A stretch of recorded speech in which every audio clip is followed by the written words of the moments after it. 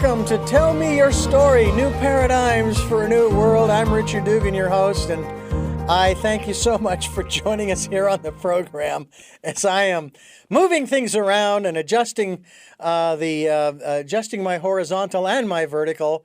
I leave the diagonal to anybody else who wants to deal with it. You're listening to the Tell Me Your Story. You're also watching it on YouTube, if you are. It's a program designed with new paradigms for a new world. We're giving you choices and knowledge of those choices. It's humorous, folks. Let me tell you, it's life. If you can't laugh at life, you can't laugh. So you better start laughing. This program is here Sundays at 7 a.m. and 7 p.m. Monday mornings at 1 a.m. We stream live at those times, as well as the 9 o'clock Wednesday broadcast. That's 9 a.m. We stream the live broadcast at richarddugan.com. We podcast on SoundCloud and iTunes and iHeartRadio and Spotify and Stitcher and TuneIn Radio and a bunch of other places, some of which you folks are reposting our interviews to. Thank you for doing that. And on YouTube, where you can watch these interviews. I hope you'll subscribe to the podcasts and or the videocasts. It's great to have you with us. If I had to spend, I'm going to try to keep it small to start with, 5 hours a day, sitting in a chair with some breaks along the way, doing this. I would do this for the rest of my life.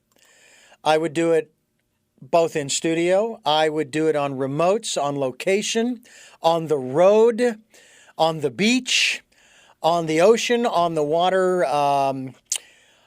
Yes, green eggs and ham. I love them, Sam. I love green eggs and ham. I'll eat them anywhere. But I will tell you that this program comes your way on those times and days because we're trying to change the world. Yes, tall order, but the beauty of it is I'm not alone. My guest is joining me, along with a bunch of other people who have been my guests.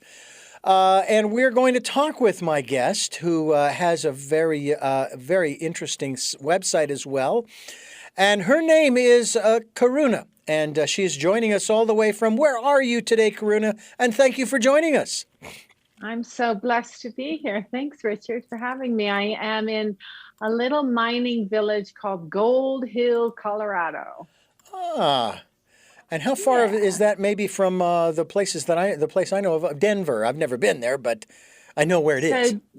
So it's about an hour and a half from Denver, hour and 15. From Boulder, we're closer to Boulder. We're 20 minutes from Boulder. Okay. So we get our groceries in Boulder. Very good.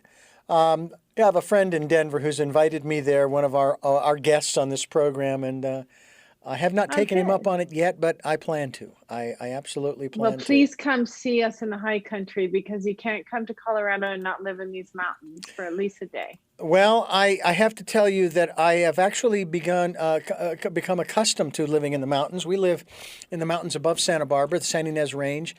It's only 2,200 feet, and we have gotten snow on occasion. It's really very cool. Okay.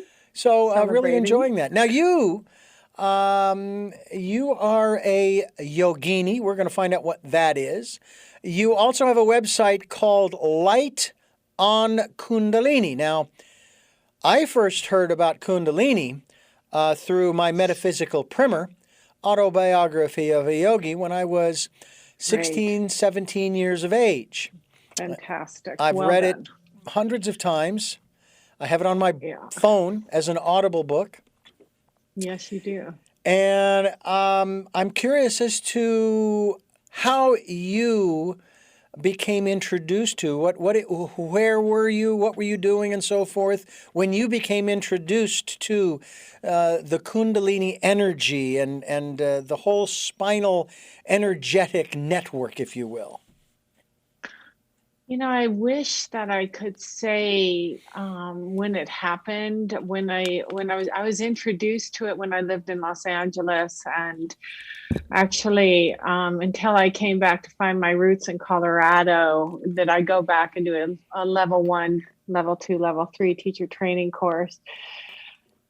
It's a graduation, my dear, and we're not we're not so privileged to say I am a Kundalini yoga master. There was one, Mahan Tantric, and there will only be one Mahan Tantric. And he brought it from the east to the west because he said us Westerners need a little bit of an awakening. So let me give them Kriya, let me give them meditation, let me ground them from their hippie days in the 70s. He first found his students.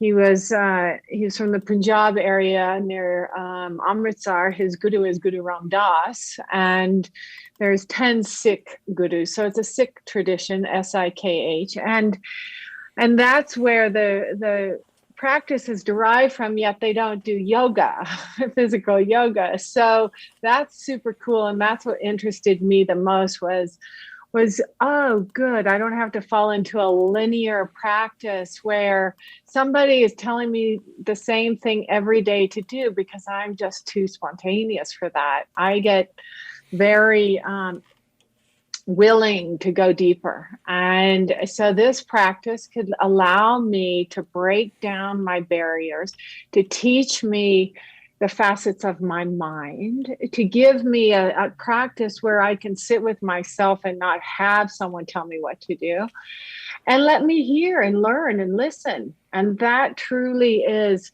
why I love Kundalini yoga, because there are 4,000 kriyas, and there's 81 facets of our mind, and there's these projections that go with every single one of those facets and aspects that go along with them. So depending on, I'm sure today you were the manager, you were the producer, you were the artist, you were the actor, you were everything in all your podcasts and all your interviews today. You play many different roles. We do on a daily basis. And so, what I liked was it worked. I could understand with a very, elementary point of view with no background. Yet I was a yogini. I was doing yoga practice for 30 years because I like the physical practice as well. But then when it took me to a place where I was starting to understand, I cannot be attached to this body, form, shape. Are you kidding? There's got to be something else in here. And it was my heart. And it opened my heart.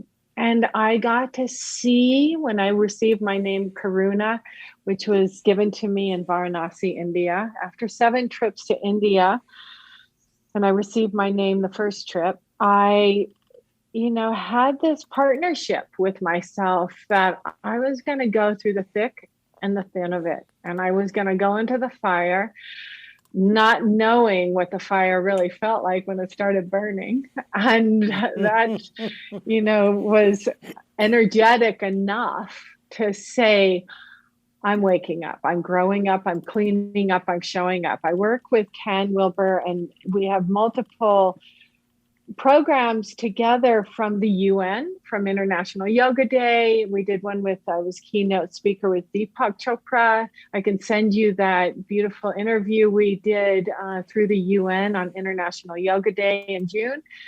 And as you know, we have this magazine called Light on Light magazine, and now we're a publisher. So, we're bringing in all sorts of different voices, and they cannot be necessarily a linear voice in this time. We're in the Aquarian age, the Piscean time, the Kali Yuga, the dark age, which we're still in.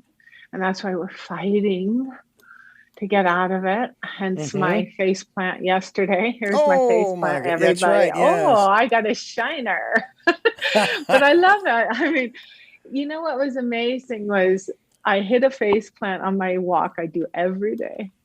And it was just in front of the ashram. And there happened to be a young man taking pictures in a car. And I said, with a very bloody, can you take me to the ashram? And I met my sisters in the ashram that are my neighbors. And they helped me.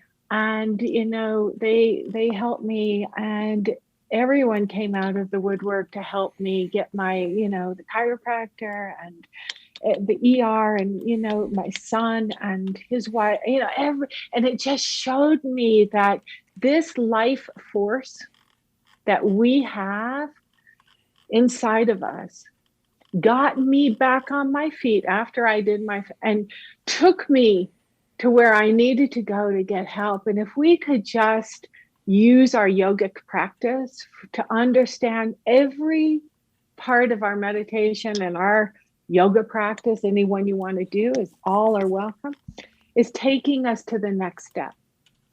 And then it asks us to be in trust. And it's hard to believe. It's really hard to believe when you're in chaos. Mm-hmm. So we're working, so that drew me into an educational practice where I started educating others to be Kundalini yoga teachers. Mm-hmm. I brought teachers from all over the world to Colorado, to Boulder. And we started making students into teachers, which is said to be the highest caliber of our human being, is to be a teacher. So whatever, you want to go out there and teach and share and send and spread this light, however you want to do it, is super, super energetic, and it needs stamina. So where do we find the stamina and the vitality? And we find it in sitting in silence and listening deeply. What was the message when I kissed the Mother Earth yesterday? What was that message? What was that sign? When your nose is bleeding, what's that sign? So not to go into really trying to figure it out at all, but just let it go, right? Let it flow. And that's yoga. As did the blood. As does the blood. As does the blood flow, yes, ladies and gentlemen. The blood. It's the mother, as the Native Americans say, it's the ocean. The world ocean we cross is the mother's blood. Absolutely. So I do hold a Native American pipe name and a lineage, a Lakota lineage. Okay. My name is Chante Iton Wawagalaka, woman that speaks from her heart. So, I was in a sweat lodge in Vermont, and a medicine man just handed me a piece of paper, and somebody told me what it meant. And I said, oh, okay, now I'm a pipe carrier. Wow, God, what else? What to do? Yeah.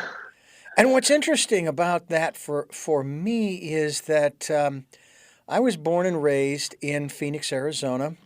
Not exactly the heart of Indian country, but certainly a part of it. Lots of reservations around and so forth. And What a spirit. Yeah. But I never wanted to learn about the Native Americans because I felt that by doing so, I would be treading on sacred ground I had no business treading. I hear you. And so, I bow to that. Yeah, so I never really researched it. And then I had my DNA tested.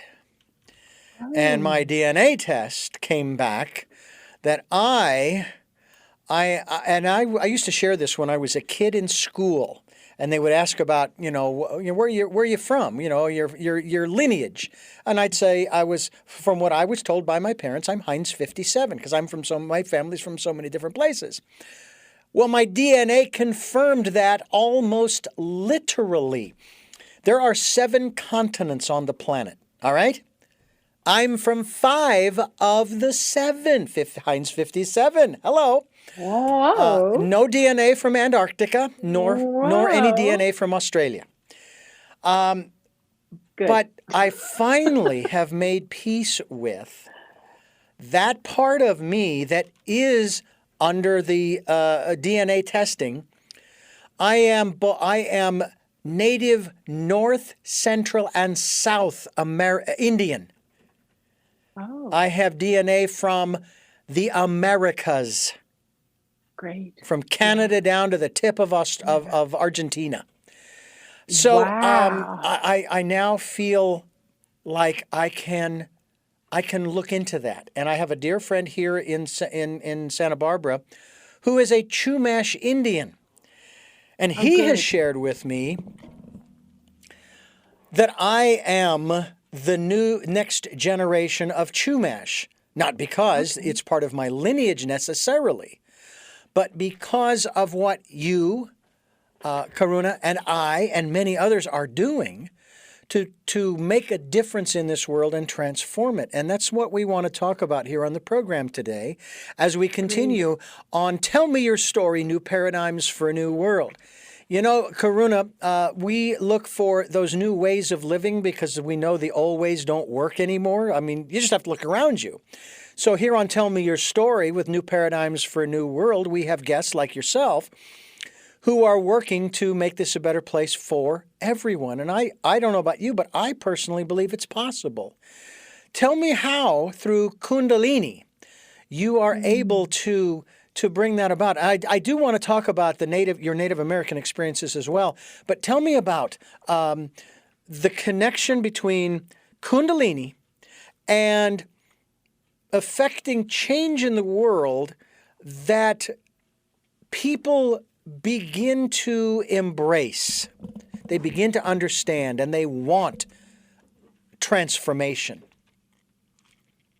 I think the first place we need to start is your spine and your core and your tailbone. So those lower chakras sit dormant for lifetimes after lifetimes. If you want to believe there are lifetimes after lifetimes, it's all your choice, okay? No judgment. But it is told through science that the tip of your tailbone has an energetic that once it starts to spiral, it sends a message up to the third eye point and the endocrine system to the pineal gland and activates. And what does it activate? It activates the subconscious patterns that come at a 60-degree angle before the sun rises and before the sun sets. If you meditate at that time, this is specific Kundalini, okay? That these angles and triangles connect the right-left hemisphere of the brain, the pineal, the endocrine system, parasympathetic, sympathetic, hypothalamus, thalamus, all the organs in the body start to radiate and you become healthier. You become all of a sudden, okay, happier. Like I'm smiling. You said laugh, laugh, laugh.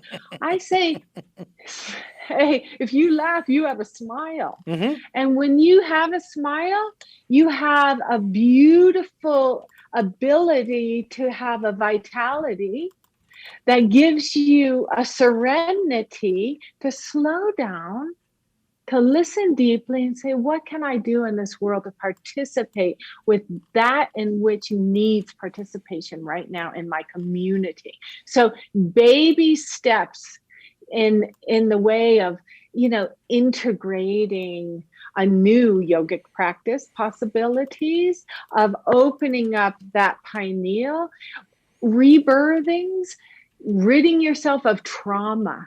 So what Kundalini Yoga does is it gives you these very stable, very logical exercises that you must experience. You can't read them in a book. You can study them, but they're timed specifically as I teach them. I teach Tuesday, Thursday, Saturday on Instagram at Light on Kundalini, 9:00 Mountain Time.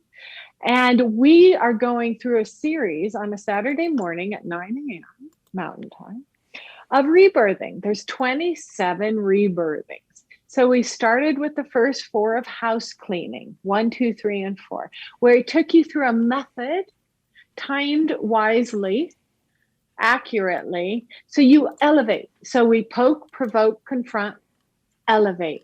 So that opens you up to the possibility of you hearing that same pattern you do 90% every day, same pattern.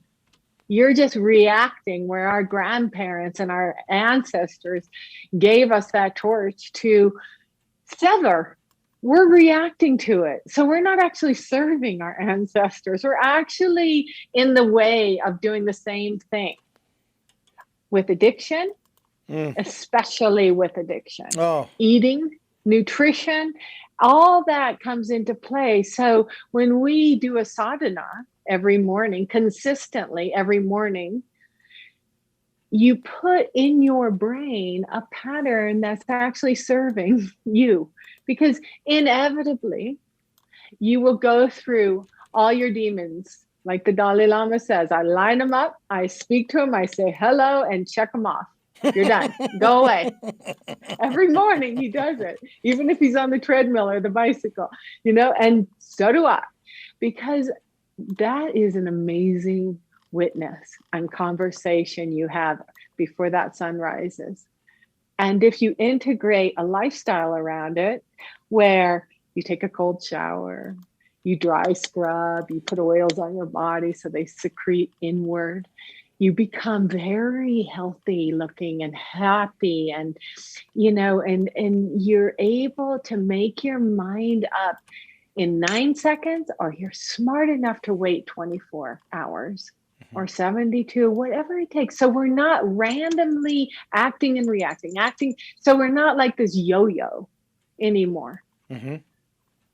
Yeah. So I like to say, emotions are no longer commotions. Emotions are devotion.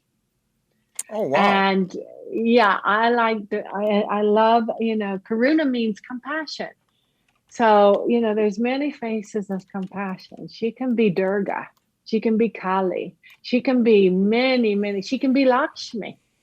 She can be many different faces, depending on how you are. How are you as my reflection right now? What are you seeing? What are we sharing? This is heart to heart, no? This isn't necessarily head to head anymore. We're not butting. It's elk season here in Colorado, but we don't have, we're not, we're making noise. And that gets me to the next part of Kundalini yoga, which is the music, the divine music from your heart chakra up. You have a divine sound current. So it just shatters anything that doesn't want to live in you anymore. It's going to help you. So we chant the mantra. We chant Guru Guru Wai Guru, Guru Ramdas Guru. Or we chant the Ramadasa, Sase Soham. And it's so beautiful. And there's so many different versions of each mantra that comes from the Guru Granth Sahib, 1,500 pages, similar to all sacred texts in different traditions have a sacred text. But this Guru Granth Sahib is very, very sacred. We're talking with a very special woman here on the program today who is sharing with us about her life, her experiences, and the way she is changing the world in her world, if you will. Karuna is our guest here, and of course she went by many other names prior.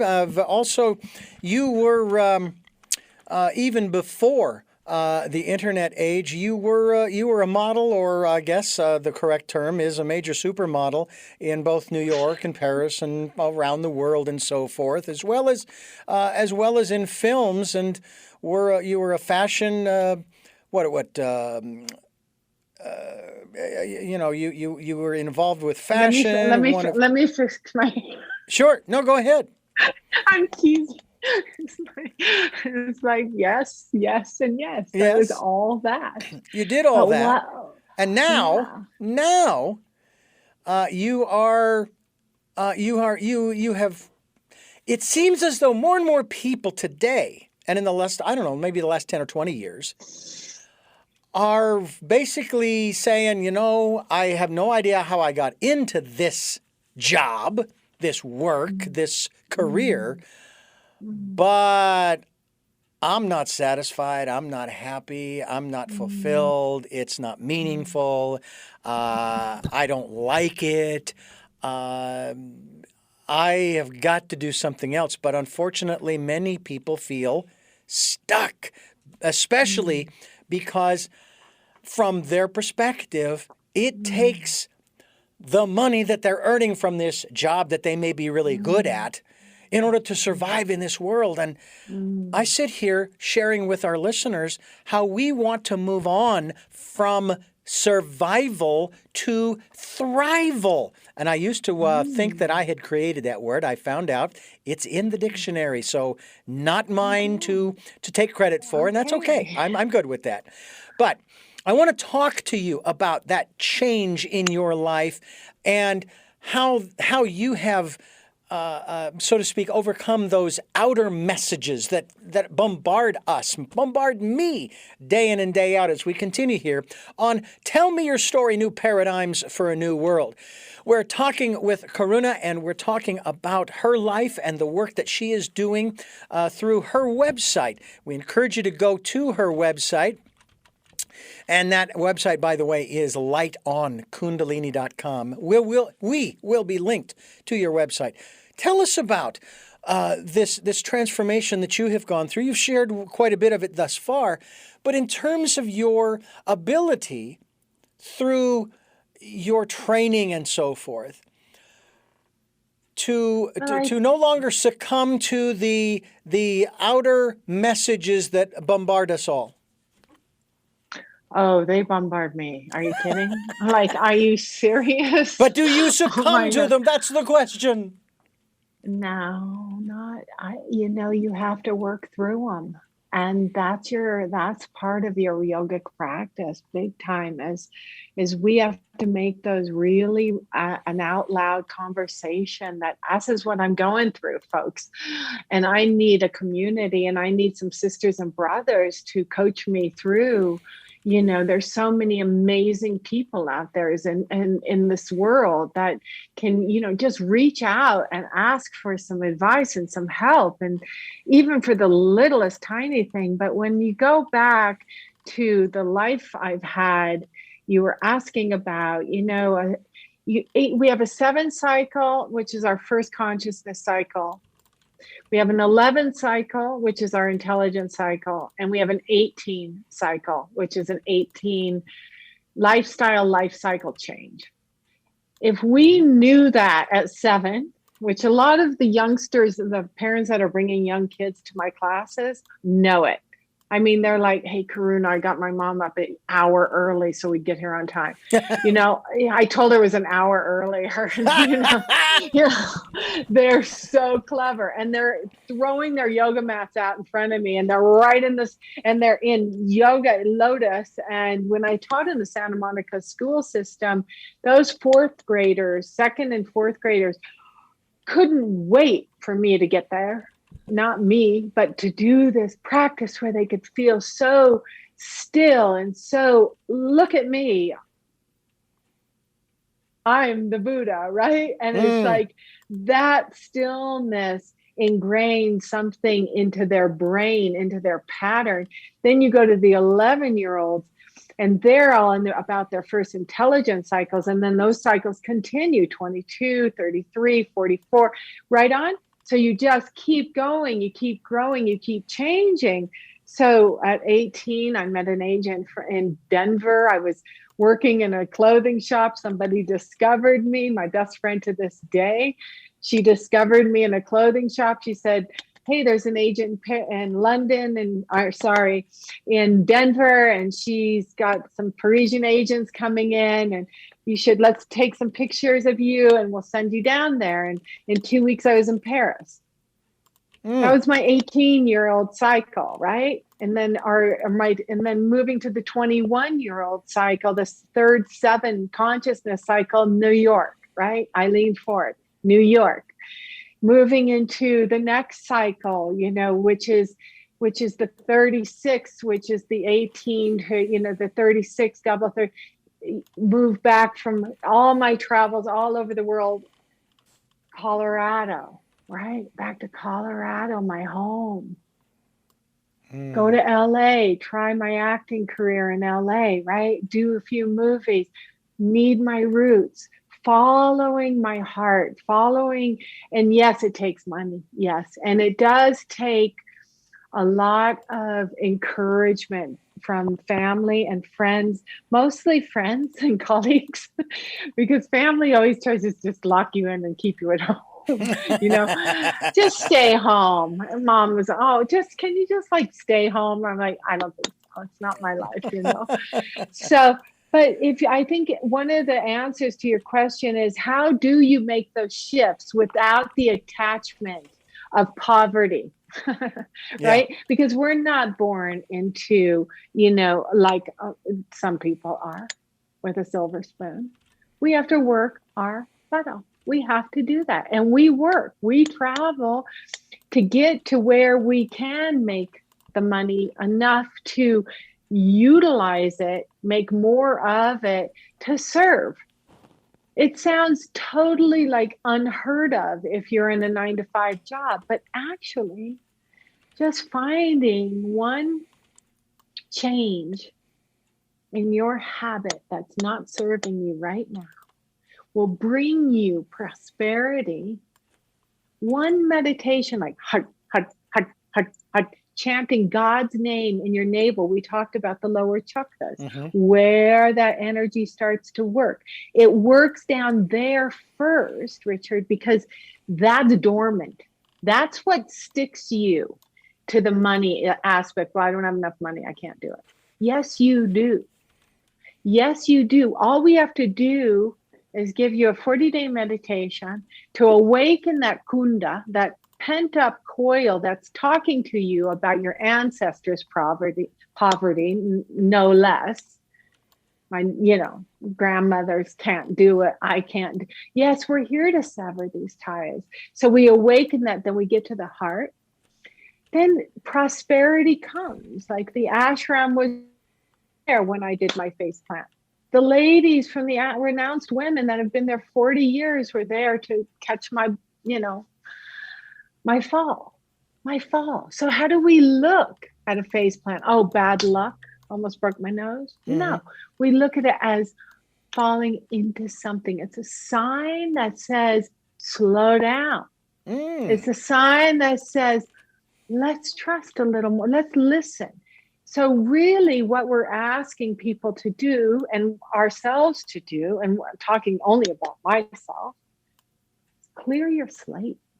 Yeah. You'll find more room for prosperity when we clean it up. Yeah. You raise an interesting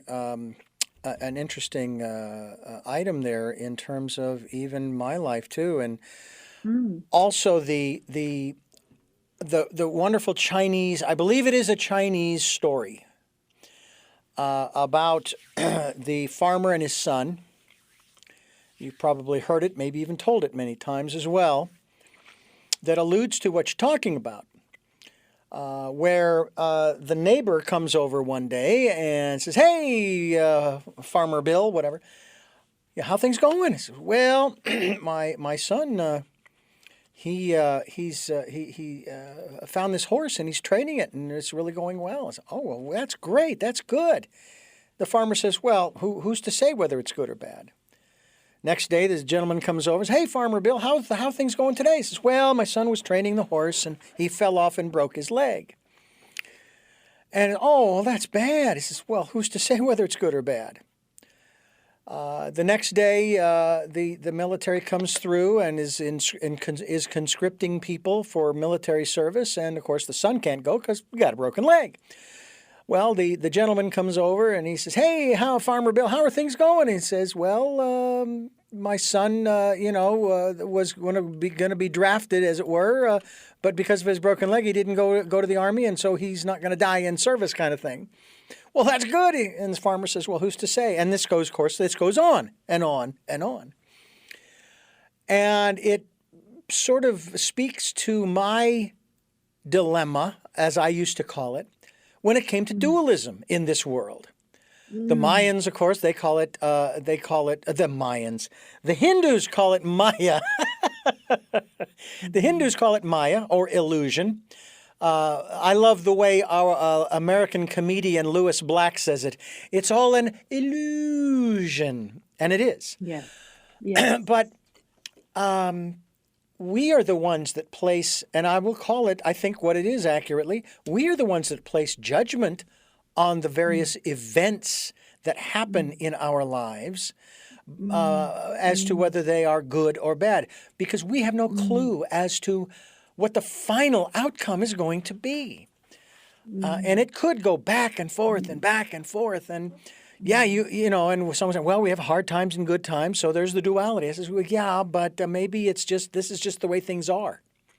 This is just the way things are. It's neither good nor bad. It just is. And so I find that interesting as the way you have phrased it in terms of this aspect of living our lives. We're talking with Karuna, and we are talking here on Tell Me Your Story, New Paradigms for a New World. I'm your host, Richard Dugan, and I thank you so much for being with us here on the program as we continue speaking, especially in light of what our guest here, Karuna, is talking about in terms of this energy, this beautiful energy. Now, I can't say that I have ever participated in learning Kundalini. At the same time, you also talked about something we promote here on the program in terms of going within. We talk about people participating in the decade of perfect vision. We ask them to stop, go within to that quiet, peaceful, calm space and listen to that still, small voice.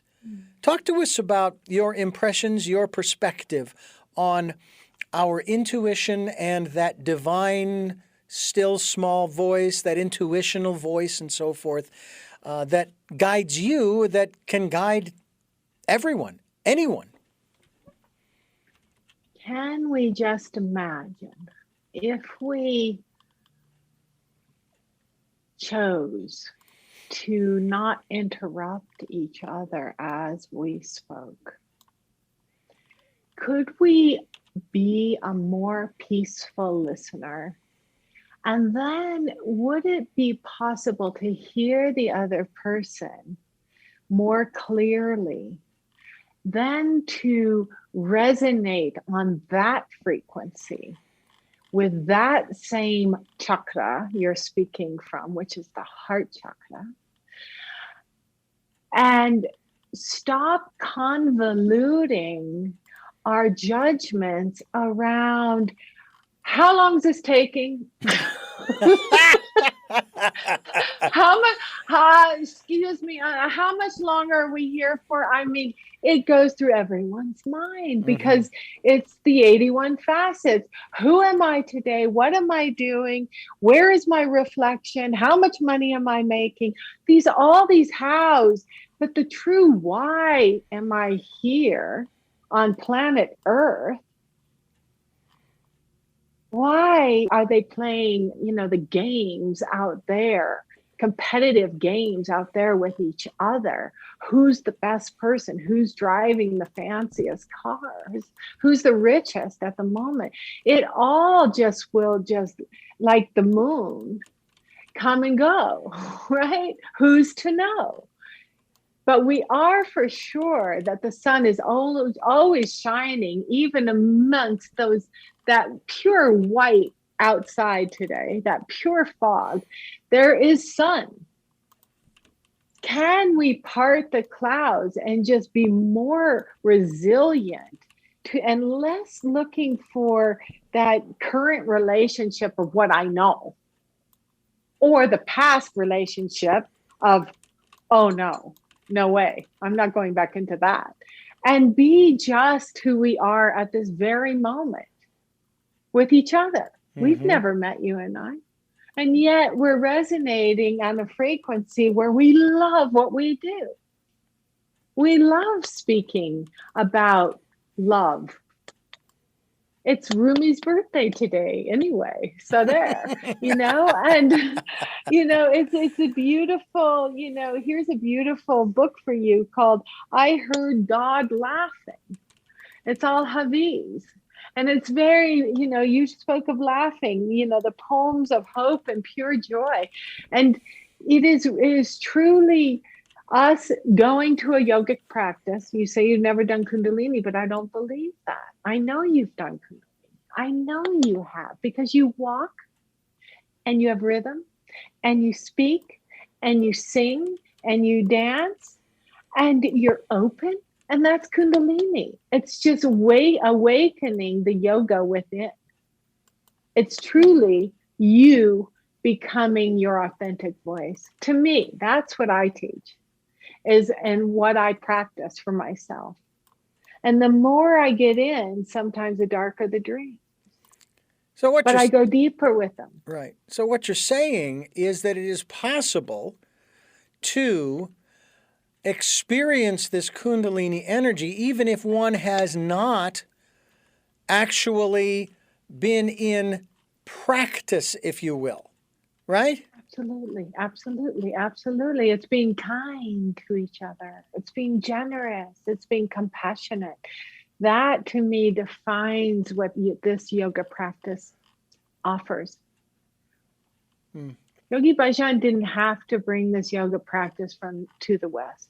He did not have to be talked about and, with this, that, and the other. He's not even a guru, he's a yogi, People misplace the understanding of yogi and guru. A guru is someone who brings from darkness to light, right? But a yogi gives you the transformation and the ability to experience a super amazing practice that most people will mock. Oh, I can't hold my arms out here any longer, Karuna. This is ridiculous. 11 minutes. I said, well, hold them out with your rib cage, please, and drop your shoulders and pull your chin in. Turn your palms up to the heavens and be yo, and get out of your head, And that is the way you can train your mind. And once you retrain your habit, so in 40 days, we can break a habit for you. I can give you a practice, you can break a habit, any addiction. Many teachers can help us with these addictive patterns. And one of them is changing the neurons in the brain.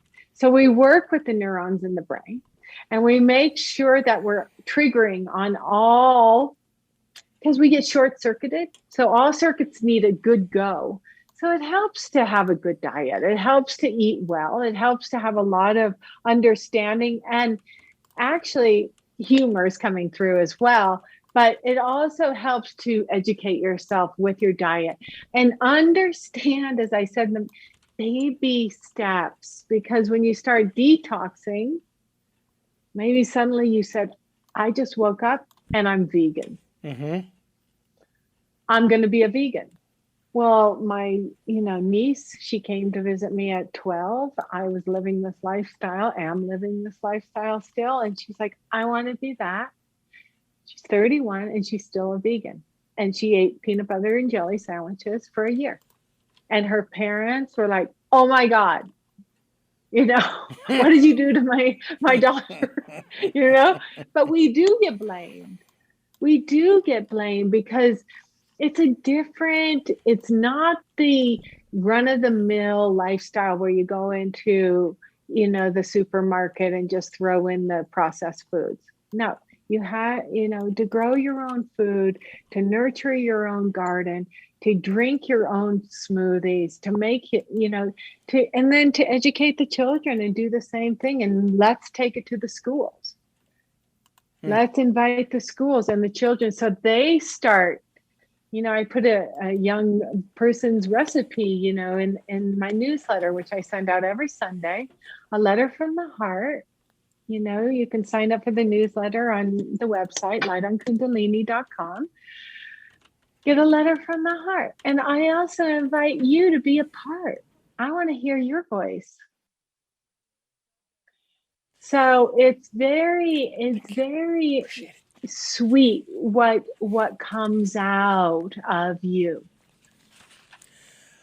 As you have traveled the world, yes, you have come across people of very divergent lifestyles.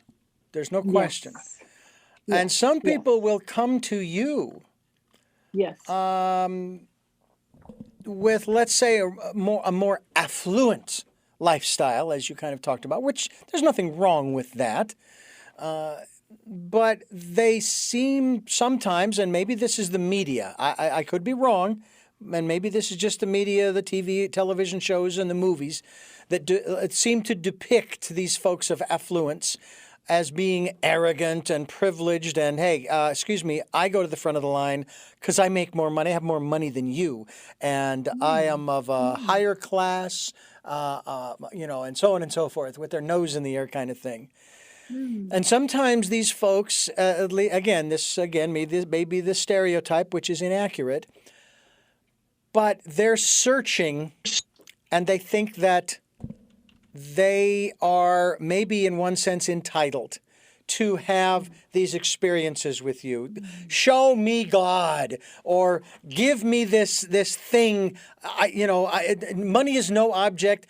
I have got to find peace in my life. Have you come across folks like that? And maybe folks who aren't affluent, but they're just of that attitude that, God told me I'm supposed to come to you and get this gift from you, and so on and so on. I have to say I've been very blessed with every single solitary type of person, but it seems like I've never been able to detect what they bring in the room, because the energy that's set in this room here, this heart here, never calls in their egos necessarily. It's when we get down the road, when you see how long a student will last with you, that's the amusing, known judgment part of, they're really, rose-colored glasses. They love to practice. But what I see when they're there after 8 months and 10 months and a year and 2 years, and then they get that, they go through the Kali part of it, and they go through, all different aspects of the dark side, because you really start to break it down. And all that money then hopefully goes to great charities, and they start investing their wealth into different avenues. But I have to say, honestly, that what I find in people is a humble place all the time, no matter if they're a hidden wealthiest person in the world. I don't think I'd even identify with them, because most of all, I know every single person that comes either on Instagram or through my yoga room door has something going on at home. You have no idea as a teacher what they're bringing into you. And all you can do as a heart is help, no matter who they are and how much they're worth. And affluence stays outside the door, because it really isn't working with spirit, it's working with ego. And we work with spirit and soul. And that's the way it goes. And so when we get into these upper chakras and we open up these heart channels and this throat and this third eye point, you asked about how do you get to that, that opening of that pineal, which is all memory gland, right? And it is the age of Aquarius, and we can super affect this planet with this pineal gland. Imagine if we were all walking around with the pineal gland just being like a headlamp, and you could just detect it with everybody. It'd be so high.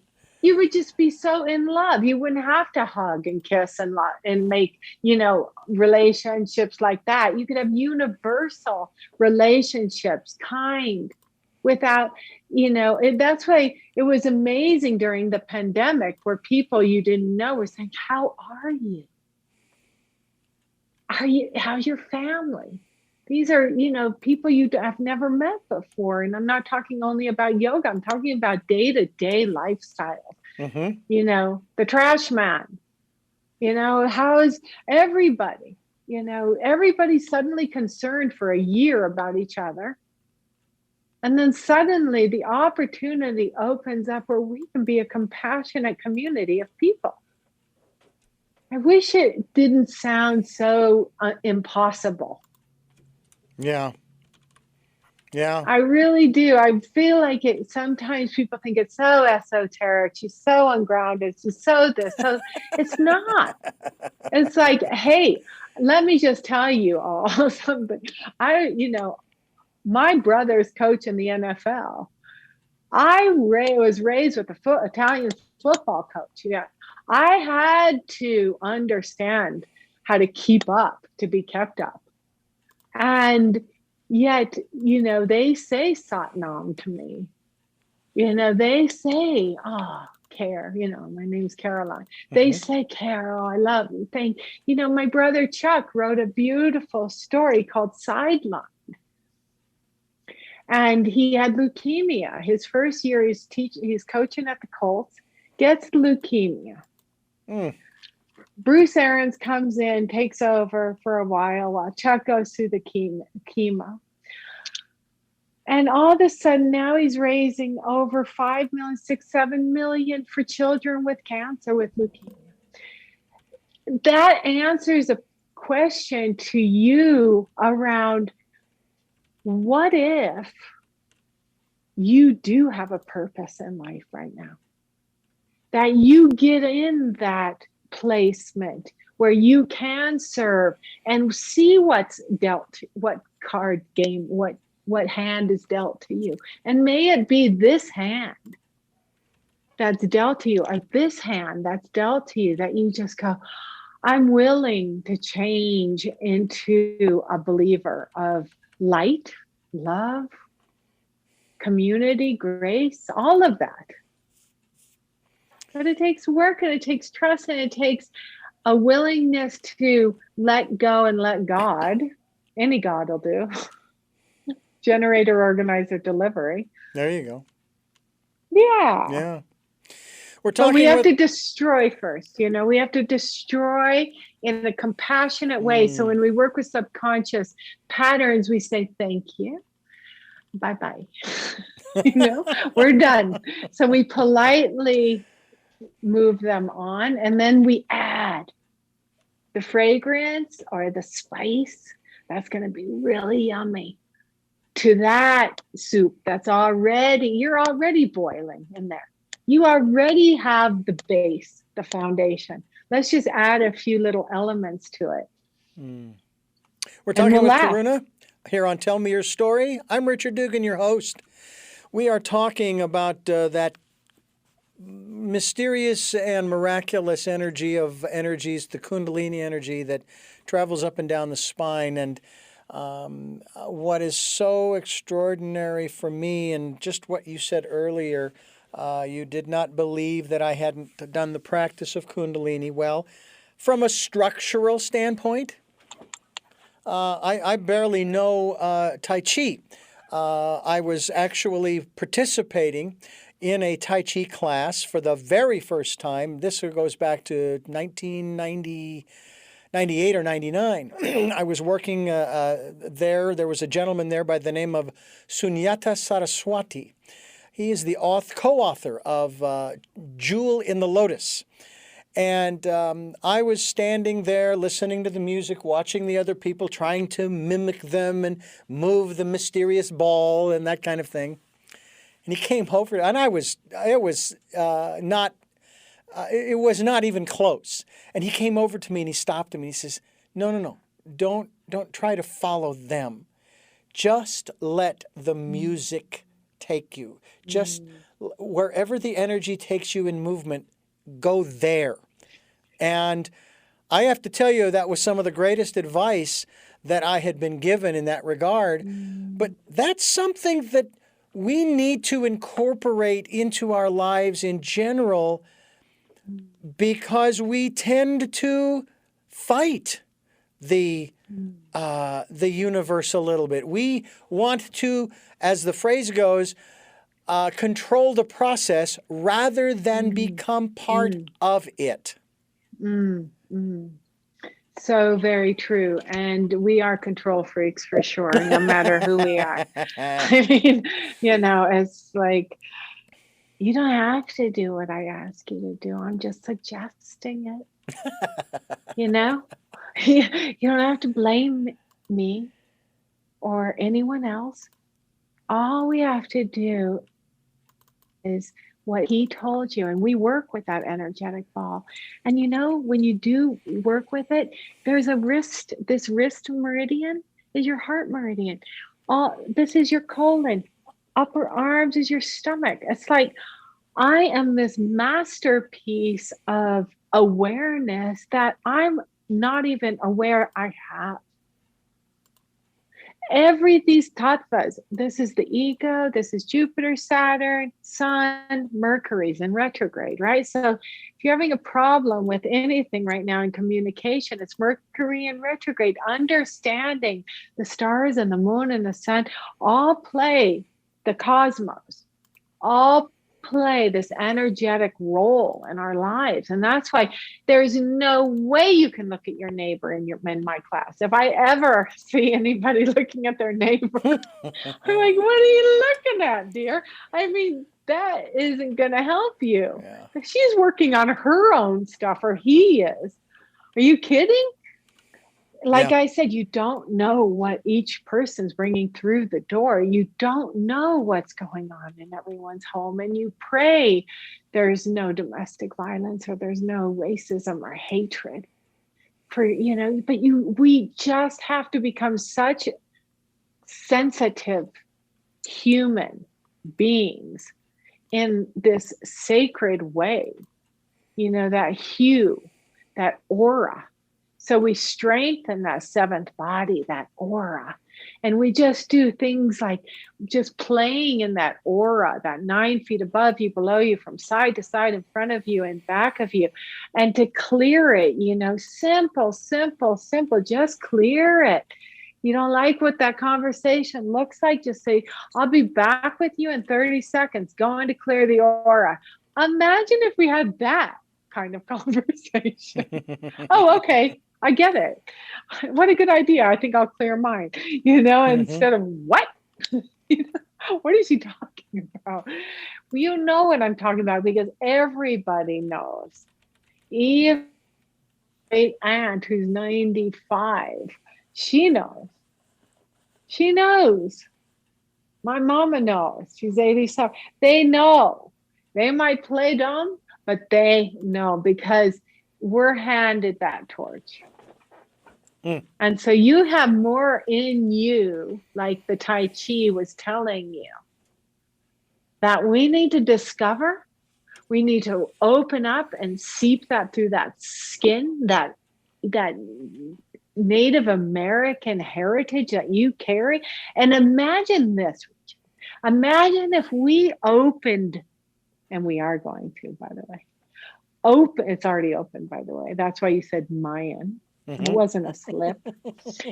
Is that there's some energy working here that is opening these channels. So let us step out of the way of these openings and welcome a new conversation. It's so obvious when people don't want to do that. Yeah. I mean, it's like a no-brainer. It's like, oh, okay, resistance. Okay, fine. I find that it's not to abandon them. Yeah, and that's a hard thing not to do, abandon them, because I have written in my own book, Choices: 5 Steps to Life, that we have the freedom to associate or disassociate with anybody we want. Now, when I am talking about that, I'm not talking about it on the basis of economic status, religion, political persuasion, sex, race, or any of that. I talk about it from the standpoint of the energy that they bring into my life. And whether or not it is complementary or contrary to my life, to what I want to do with my life, to what I'm led to do with my life, as opposed to someone who is in opposition, telling me, kind of like what you were talking about earlier, telling me what to do and how to do it. I had a friend of mine, I still considered him a friend, And we went camping. There were three of us, but he and I went up to the campsite first. And we had just had our evening meal. We had gotten up there very late. I take that back. We had had our morning meal and got up there late and went to bed right away, built our tents and what have you.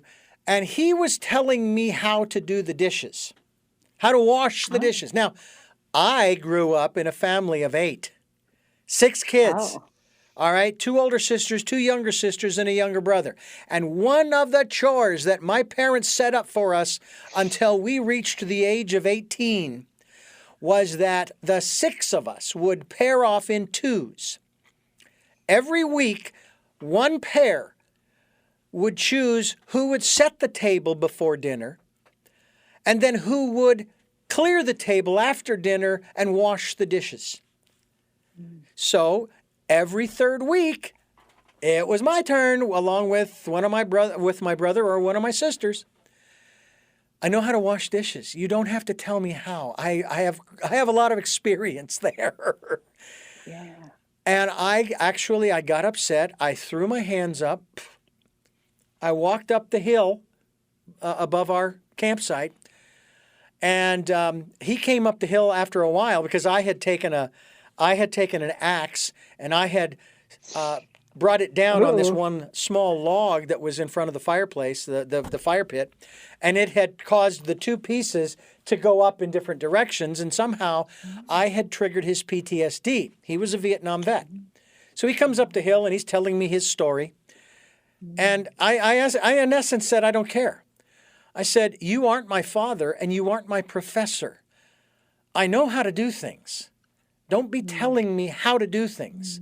Suggestions, I'll take. So that's one of those things where you struggle with keeping certain people in your lives, especially if they're relatives. You know, they say you can choose your family, but you can't choose your relatives. Correct. You know, and there is a certain element of truth to that. I am one of the lucky ones. I don't have any estrangement in my family between my brother or my sisters or my parents. We're all still very close in spite of the fact that 6 of the 8 of us live in Arizona, and my brother and I live here in California. But what about that aspect of saying, as you, I think, quite well said, bye-bye, to someone who is really, and I know that you're not talking about having people around you, they're yes people. Oh, yes, Karuna, how wonderful. Oh, it's so beautiful, you know, and da-da-da-da-da. We're not talking about that. We're talking more about those who are poo-pooing what you're doing and saying, no, you know, it doesn't say that in the book that I follow, the book that is the authority, the author of, da-da-da-da-da. Can you expound a bit on that? I can. This story is so significant to ashram life because that's why in the early days they built so many. Yogi Bhajan would send people, they weren't even trained teachers yet. Go build an ashram, go open up an ashram, get everybody to live together, let them all live together and fight, you know, and they would go through these issues of their childhood in adult bodies, of understanding that how in the world am I going to live with this person in the same building, at the same lunch and dinner table, and how in the world am I going to every day communicate? I'm going to have to work it out. I'm going to have to find a way through this block. So he got him up early.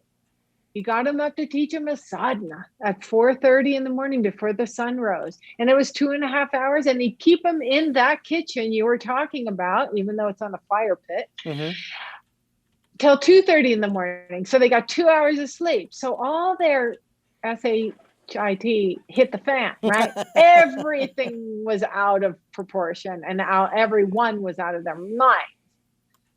They were so tired. And he found that way, that lifestyle, would suddenly get to their DNA, their cellular level of the stuff that doesn't work in communication or with each other in community, that they were going to have to find a way to make it work and not say, screw you, I'm out of here, because there's nowhere they could go. They had to stay in it. So it is very important to establish, and this will change the behavior of, imagine standing washing the dishes with this vet, understanding that he has PTSD. You knew him, he was a friend, he traveled with you. Understanding his condition, and imagine us standing back and just saying, you're right, you're absolutely right. You are so right. Here, show me how to wash the dishes. I want to learn something new. And somehow our ego goes, what? And our patience goes, oh, there's a gift in this. There's a gift in this. Because what it's doing for you and for us is it's not heating us up where our bodies are so overheated with anger. It's getting below the second chakra to the first chakra, the soul chakra, the tailbone. It's igniting that tailbone energy to bring out compassion, because it's going to the sadness instead of the anger. It's not triggering you any longer. And I'm sure this is a long time ago this happened, because I know you're not like that anymore. Or he's not like that anymore. Or the conversation would be different, or whatever has happened in your friendship is super interesting, because that's life. That's what we're doing this yoga practice for, is to, hey, when I fell flat on my face yesterday, no one tripped me. I had no one to blame. Yeah. I just got up just the same way when I was 21 riding a bicycle in New York City down Fifth Avenue and put on the brakes, and because someone walked out in front of me and I flew over the handlebars, broke both my elbows, put the bike on my shoulder, and walked up 4 flights of stairs to my modeling job for Mademoiselle magazine. Same energy I had yesterday. When I got up from that fall, I heard so many cracks. I thought, do I have teeth? Do I have a nose? Same energy I felt in my meditation when I was sitting with myself after, they examined my brain. So all you who are worried about my brain out there, I did have a CT and I'm fine. No blood. Good. But yeah, that was another adventure. But that is an important aspect of when you fall flat on your face, when you walk away, can you say, and that who called in just now was the chiropractor checking on me. He came out of his peaceful evening with his wife to make sure I was okay. Follow up, because that story otherwise will suck up your energy, because we want to feel good about each other and we want to do the right things. And it's such a compassionate, honest story you told. And I really feel privileged to talk about it, because like you said, you wanted to be the oracle. That is an oracle. You are an oracle. I actually was talking with a dear friend of mine some time ago. She has since passed. She now follows me around. I consider her maybe over my right shoulder. Yes, lovely. What's her name? Her name, Ramona. And I met her 40. I couldn't believe when I did the tabulations, I realized, oh my God, I've known her for 40 years. And we've stayed in contact and everything until her passing. And I have an affinity So for beautiful. redheads, and she was a redhead. And of course, I was 21 when I first met her, so you can imagine what I was going through. And she was already married to another man named Richard. So anyway, She all of seeked that. you out one way or another. Yeah, exactly. So we were chatting one day on the phone. And she says, okay, well, I want to send you this, that, and the other thing in the mail because I would like for you to read this or do this or whatever. And I said, okay, well, let me give you my address. And of course, you can address it to, Richard or Richard Dugan or, blah, blah, blah.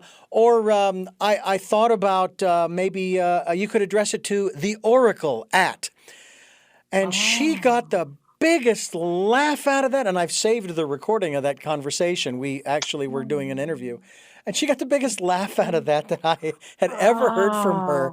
She's definitely well, this is another Yeah. channel. Yeah. She's in our aura. Yeah. I love her. She was, welcome. I want to say she was, but is a remarkable person. She shared with me so much about, I actually referred to her as a mentor, and she did not like that at all. She says, no, don't call me a mentor. I'm your friend. Okay, I'm a friend. Mm-hmm. And I said, okay, I won't do that anymore. But she was a very good friend. As a matter of fact, on my 21st birthday, she gave me a book that I carry with me to this day. I had it rebound in a spiral binding. And it's a small little book I carry around. It's called The Impersonal Life. And it was written in 1916 by a James Banner. And then it was written or published for the first time in 1933. And it's basically God talking to you, the reader. It's a very fascinating book. I recommend it to everyone. And this is how significant this book was to her as it is to me. She says, if there was one book, if I was put on a desert island and I could only have one book, that would be the book, The Impersonal Life.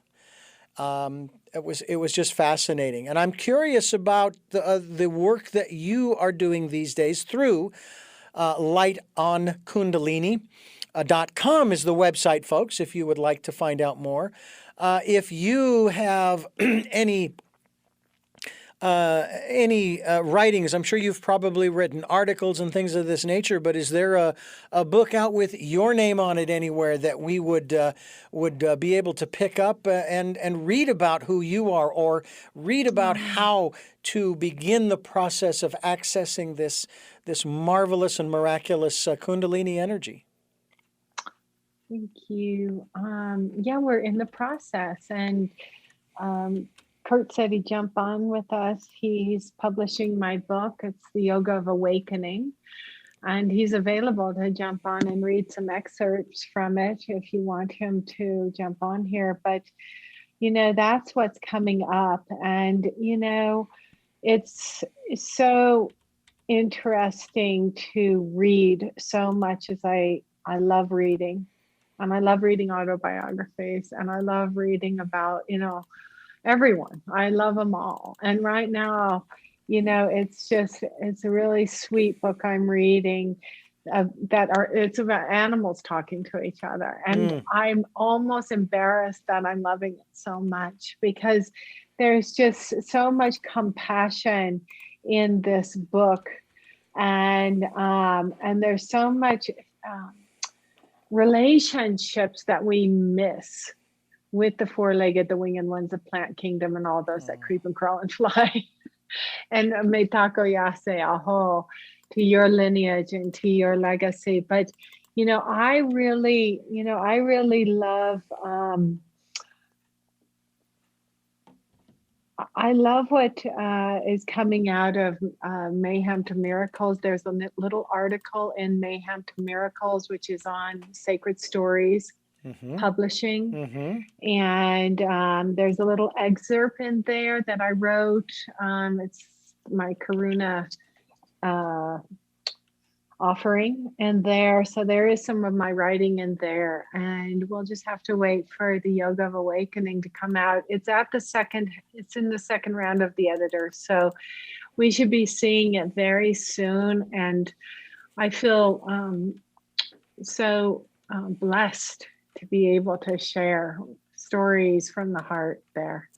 Well, The synchronicity of the universe is extremely fascinating because, probably unbeknownst to you or Kurt, I am one of the 4 hosts who is actually interviewing 12 of the authors or contributors to Mayhem to Miracles, published by Sacred Stories Publishing, that it's available through sacredstoriespublishing.com. And I was connected with them 2 years ago when Chaos to Clarity was released, and I interviewed 12 of the authors then, and we devoted an entire month of Tell Me Your Story. All of the programs that we aired at that time, and it was 3, 2 on Sunday, 1 on Monday, to the Chaos to Clarity series. And basically, we're going to try to do the same kind of thing, if you will, with Mayhem to Miracles. And the folks that I have talked with thus far have had some incredible stories to tell, lots of emotion in the context of the interviews. And I have to say that... And they're real stories. It's like your story you just shared. Yeah. No one can learn unless we share these stories. Yeah. I have to say that it's never my intent to bring tears to the eyes of the guest, but I had that happen for only the second time in 40 plus years of interviewing with one of these interviews. Only 2 times, actually. And I even shared with her, I said, hey, thank you for being one of the few who has actually gotten so emotive that they were willing to go beyond any embarrassment to share the story through the emotion. And, there have been times when I've had a tear come to my eye when I'm listening to some of these stories, not only from Mayhem to Miracles, but just in my interviews throughout the week. And this is someplace I really would like to go with you before we wrap things up, and that is the importance, the integral part of our being human, in terms of our emotions, and how important it is for us to express our emotions, where we are coming from, whether we're telling our story or we're thinking about whatever it is that's going through us at that time, an experience that we're having.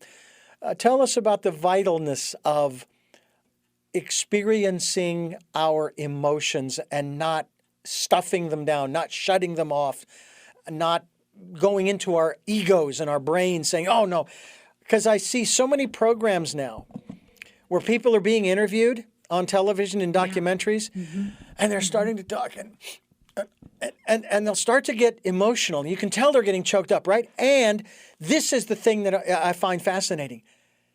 Specifically the women, but even the men, they will say as they are about to tear up, I'm sorry, excuse me, as if there's something wrong with the tears, apologizing. I know. Well, we have been taught early on to be quiet, and not in a yogic sense, but, children are not to be heard. This stems back again to that little boy, little girl. The one that was shut down from finding her emotional voice. We've had to sever, coming from my experience, I've had to sever so many ties from emotional, covert, unemotional, covert relatives, people that wouldn't open up with me. And I had a cousin say to me today, because I'm trying to get my Italian citizenship, and I had a cousin, so I'm reconnecting with a cousin that I loved so much. And he said, you're so nice, but you always have been. That touched me so much. And, and I had a picture sent to me about when I was hugging, like my first boyfriend, and it made me fall back in love with my spirit to see my face hugging that first boyfriend, because it was so true. And it still is that way inside of me. And people misjudge that. So we're putting up boundaries and we're putting up guards to not be open-hearted, loving human beings. Halo, mind, man, the halo of the mind, where opening up these heart centers to come from the heart, to then go to the mind, and then to receive. And so when we're apologizing for our tears, instead of having that incredible youthful moment of crying and feeling and loving, what more? You can't buy that nectar in the grocery store, my friends. I don't care how many green drinks and smoothies, and if you're vegan, vegetarian, or you eat meat, you will not get what you get when you open your heart from any kind of food except your own saliva and your own love and your own compassion. And that's the necessity that you and I have in common to give others.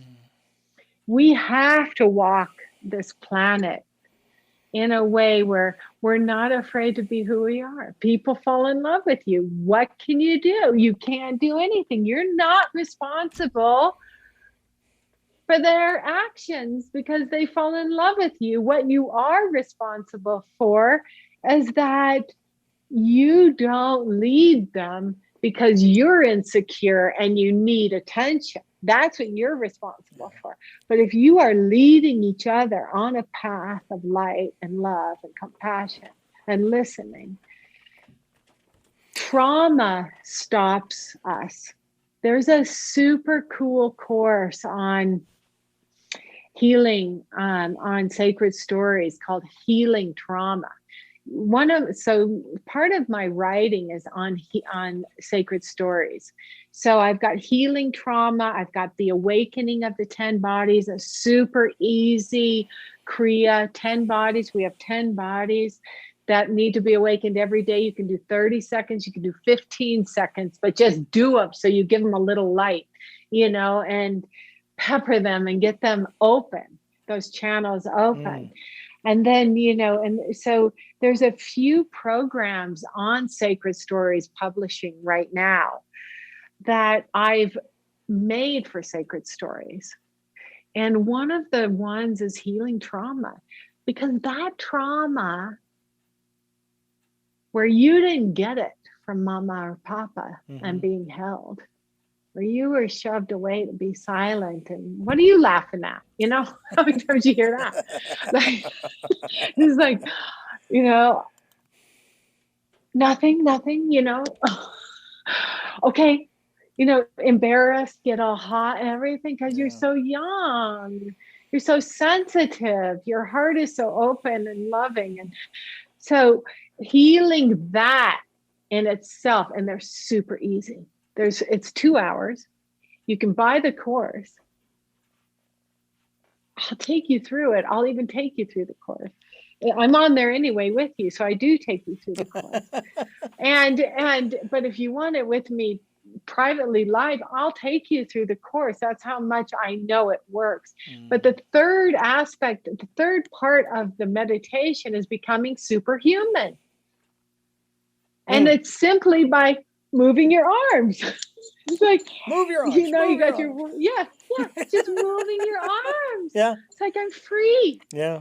I'm liberated. I'm free. And I'm going to own this. And I'm going to continue to practice this because it doesn't fade away. Every student inevitably says, is this going to come back in 6 months to haunt me? And I'm like, oh my God, not if you stick with it every day. Yeah. Or even if you miss a day, but just have it. I mean, I was in the MRI yesterday with the CT or whatever, and I'm chanting Guru Guru Wai Guru Guru Ravdas Guru. Because I want the Guru that takes me from, my broken destiny to give me a miracle, to tell me there's no blood in my brain, right? Leaking. I think we have to motivate each other and ourselves to trust. Yeah. I have one thing to say about that whole 10 body thing. You know, it takes me, it's enough for me to jump in the shower with this body. I got to wash 10 others? Come on. I don't have time for that. What I do have All time you for. have to do is breathe. I know. Ah, yes. That's Breathe, it. folks. On Breathe. each body. That's Yeah. all you have to do. I know you move your body. Don't you tell me you don't move your body. Of course I do. This is Tell Me Your Story. We're talking with Karuna, and her website is lightonkundalini.com. We hope that you will go to her website. We will be linked to her website as well as we continue here on Tell Me Your Story. I'm Richard Dugan, your host, and I thank you for staying with us as we come to the close of our program. Karuna, I want to thank you so much for joining us here on the program, sharing your life, your story, your energy with us. And I hope to have you back again to continue this conversation, because I know that there are more points that we can touch on that you're working on as we move through our lives together. Thank you, Richard. I miss you already. Well, here's the deal. I do really have three final questions. And I wanted to tell you that one of the wonderful mints I have in my home, and I share with many people, is about a 5-foot statue of Kuan Yin. And Kuan Yin is the goddess of mercy and compassion, and she's not going to leave us until the last tear is dropped from our eye. And so I just want to give everyone that great big hug, virtual hug out there, and say, I'm here. If anybody needs anything from Karuna ji, please don't hesitate to email me at karuna@lightonkundalini.com. And I can, write you back, and, we can set up a private, and we can work towards your opening. No one's perfect. Yeah. It's an everyday deal. It's shaking hands with God, it's like every day. Okay, hi. What do you got for me today?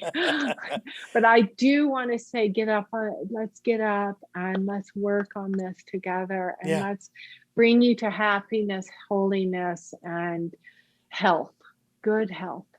Yeah. Well, I do have three final questions that I ask all of my guests. You may have addressed them during the program, but I like to ask them directly. But before I do, I want to thank you for listening to and watching Tell Me Your Story, New Paradigms for a New World, as we are giving you choices and knowledge of those choices to help make your dreams come true. Sundays at 7 a.m. and 7 p.m., Monday mornings at 1 a.m., Wednesday mornings at 9 a.m. for our special edition of Tell Me Your Story. Streaming live at those times at richarddugan.com. And of course, the podcast, we're on Spotify and iHeart and TuneIn Radio and Spotify, I said that one already, SoundCloud, Amazon Music. Since I went out of order, I'm not getting them all out, but we're on the internet. Just Google us and you'll find us. And you can watch these interviews on YouTube, the YouTube channel, Tell Me Your Story, Richard Dugan. Just look for the guy with the hat, and you won't go wrong. And we also encourage you, if you can support us financially, we would be so gratefully appreciative. Just send us contributions through PayPal. It's there for your security as well as ours. And when you go to the send page, it's going to ask you for the email address of the person you're sending it to. Richard@richarddugan.com is my email address, and boom, it will go to my PayPal account to go towards the work that we're doing here on Tell Me Your Story. We also ask you to participate in the Decade of Perfect Vision, as we encourage you to go within, spend that time in that still, quiet, small place, and just listen to the still, small voice and get the guidance and the inspiration and the encouragement that is there for you. And with that, I begin the three-part questioning as we wrap up the program here on Tell Me Your Stories by asking you, my guest, who is Karuna? Karuna is love.